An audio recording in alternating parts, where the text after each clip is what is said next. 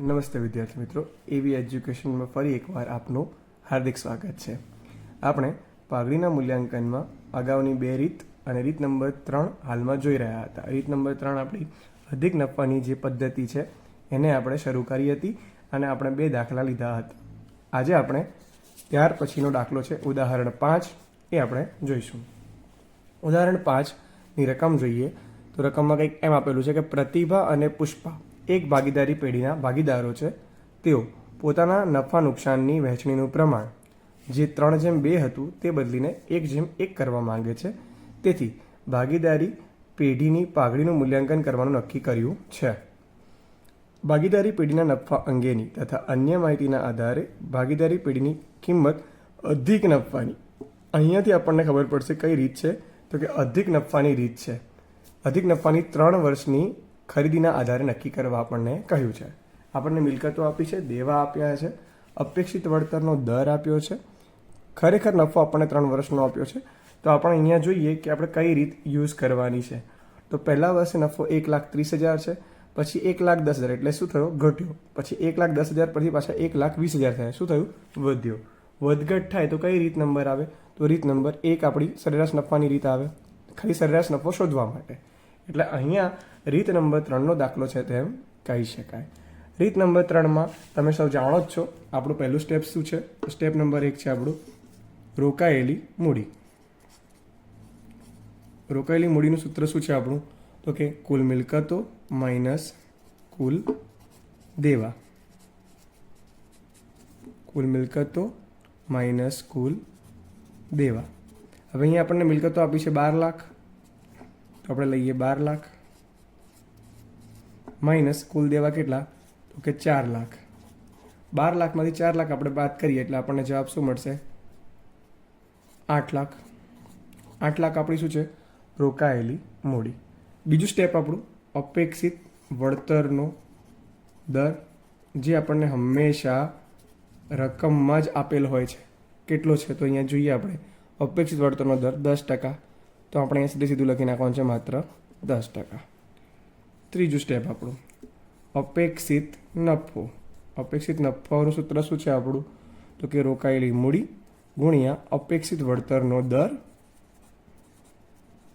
ભાગ્યા 100. જો તમે ડાયરેક્ટ ટકા લો છો તો તમારે ભાગ્યા 100 કરવાની કોઈ જરૂર છે નહીં. તો રોકાયેલી મૂડી આપણી કેટલી આવી? 8 લાખ. અને એના કેટલા ટકા કીધા છે આપણે? 10% કીધા છે. તો 8 લાખના 10% કેટલા થશે આપણા? 80,000. તો આપણો જવાબ કેટલો આવશે? 80,000. ચોથું સ્ટેપ આપણું સરેરાશ નફો. સરેરાશ નફો આપણે પહેલાં શું નક્કી કરવાનો? આપણે રીત નક્કી કરી કે પહેલા વર્ષે 1,30,000 નફો હતો, પછી 1,10,000 થયો, પછી 1,20,000 થયો. પહેલામાં ઘટ્યો પછી વધ્યો. વધઘટ થાય તો આપણે સરેરાશ નફો સાદી સરેરાશના આધારે શોધીએ છીએ. તો સરેરાશ નફાનું સૂત્ર શું થશે? કુલ નફો ભાગ્યા કુલ વર્ષ. સરવાળો કરીએ 1,30,000 પ્લસ 1,10,000 પ્લસ 1,20,000 ભાગ્યા 3. સરવાળો કરીએ એટલે કેટલો થશે? 1,30,000 વત્તા 1,10,000 એટલે 2,40,000.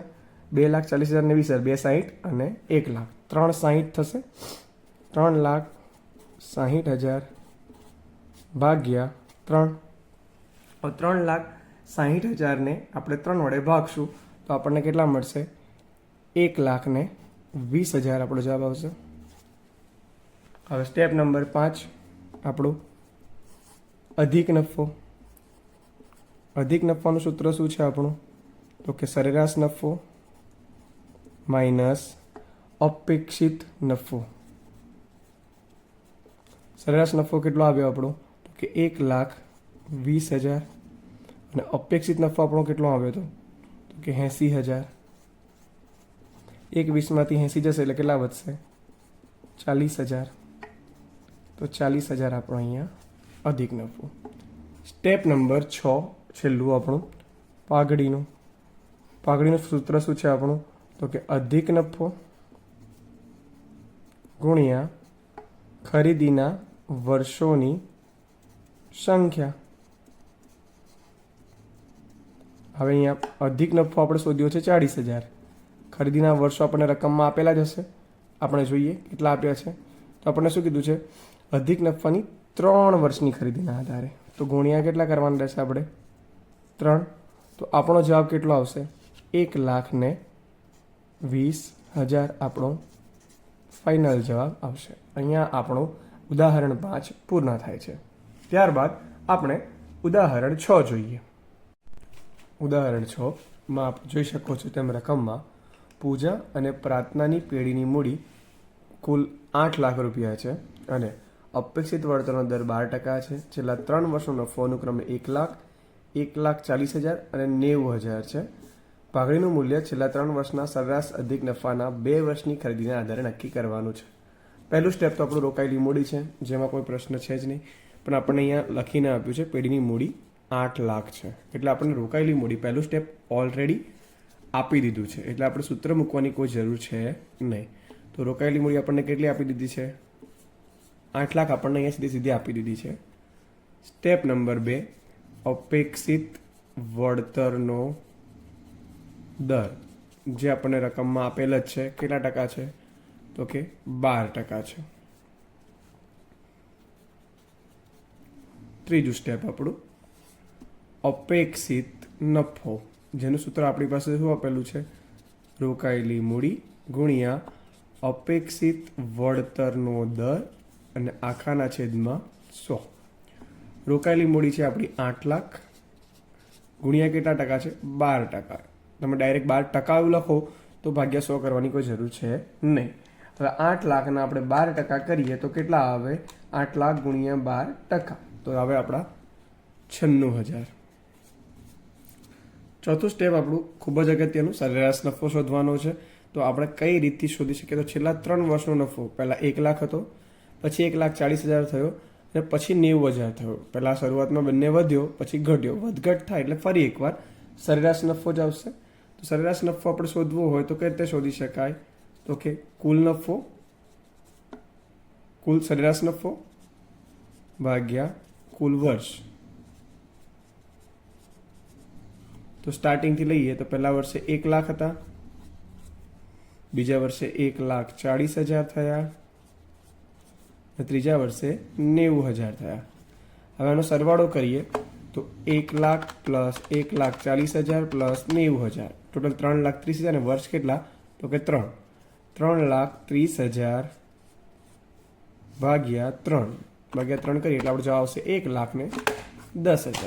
તો 1,10,000 આપણો સરેરાશ નફો થશે. સ્ટેપ નંબર 5 આપણું અધિક નફો. અધિક નફાનું સૂત્ર શું થશે આપણું? સરેરાશ નફો માઇનસ અપેક્ષિત નફો. સરેરાશ નફો આપણો કેટલો છે? તો કે 1,10,000 અને અધિક નફો આપણો કેટલો છે? 96,000. 1,10,000 માંથી 96,000 ને આપણે માઇનસ કરીશું તો આપણો જવાબ આવશે 14,000. 14,000 આપણો શું થશે? અધિક નફો. સ્ટેપ નંબર 6 અને છેલ્લું પાઘડી. પાઘડીનું સૂત્ર શું છે આપણું? અધિક નફો ગુણ્યા ખરીદીના વર્ષોની સંખ્યા. અધિક નફો આવ્યો આપણો 14,000 અને ખરીદીના વર્ષ કેટલા છે? અધિક નફાના 2 વર્ષની ખરીદી એટલે ગુણ્યા કેટલા? 2. તો આપણો જવાબ કેટલો આવશે? 28,000. તો આપણે અહીંયા જવાબ પાઘડીનો આવશે 28,000. હવે અધિક નફાની રીતનો એકમાત્ર બાકી રહેલ દાખલો એવો દાખલા નંબર 12 સ્વાધ્યાયમાં રકમ આપેલ છે.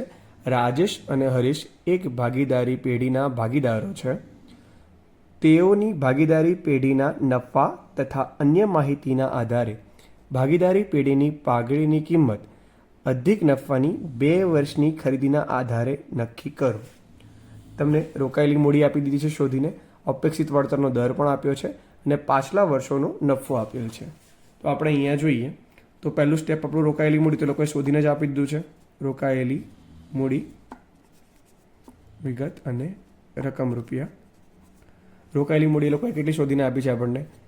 8 લાખ રૂપિયા આપણને સીધે સીધા શોધીને આપી દીધા છે, એટલે આપણે એ શોધવાની કોઈ જરૂર નથી.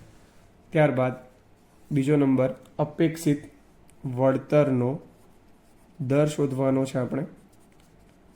એ આપણને આપી દીધો છે શોધેલો 12%. ત્રીજું સ્ટેપ આપણું,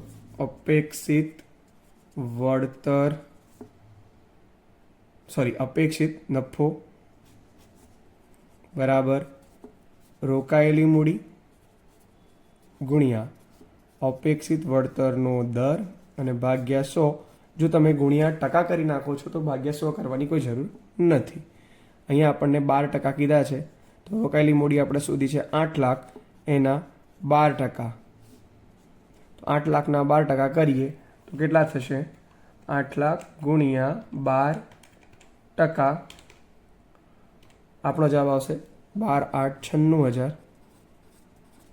ત્યારબાદ ચોથું સ્ટેપ આપણું, નફો, સરેરાશ નફો કે ભારી સરેરાશ નફો આપણે શોધવાનો હોય છે. આપણે અહીંયા જોઈએ તો પહેલા વર્ષે 1,20,000, પછી 90,000 અને ફરી પાછા 1,50,000. શું થઈ રહ્યું છે?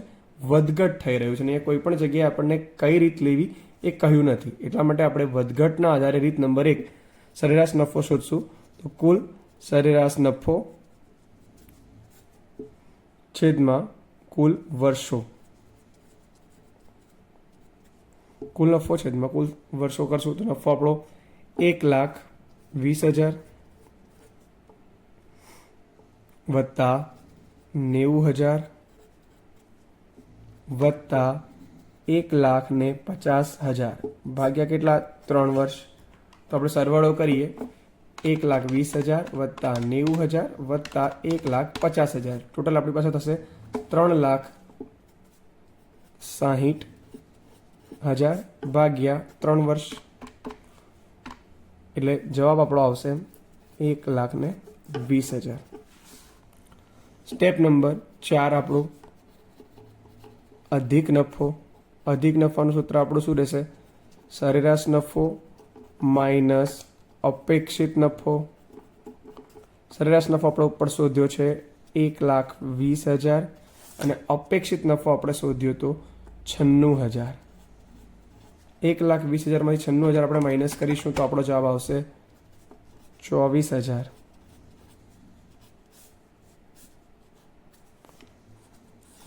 આપણું અંતિમ સ્ટેપ, પાઘડી. પાઘડીનું સૂત્ર આપણું શું રહેશે? અધિક નફો ગુણ્યા ખરીદીના વર્ષો. હવે અધિક નફો આપણો 24,000 આપણે શોધી જ લીધો છે. ખરીદીના વર્ષો આપણને અહીંયા આપ્યા હશે. શું કીધું છે? અધિક નફાની 2 વર્ષની ખરીદી, એટલે ગુણ્યા કેટલા કરવાના છે? 2. તો આપણો જવાબ કેટલો આવશે? 48,000. તો આપણો અહીંયા પાઘડીનો જવાબ થશે 48,000. અહીંયા આ અધિક નફાની રીત આપણે અહીંયા સંપૂર્ણપણે પૂર્ણ થાય છે.